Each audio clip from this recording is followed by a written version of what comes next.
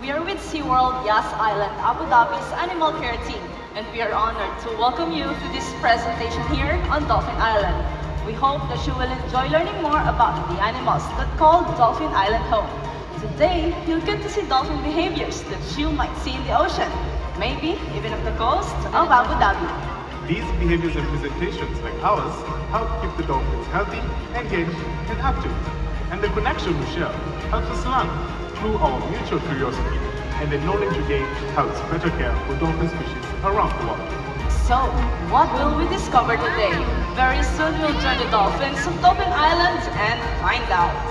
Oh, and one last thing, Shai. If you sit in our first few rows, you will get wet. With that being said, drummers, back to you.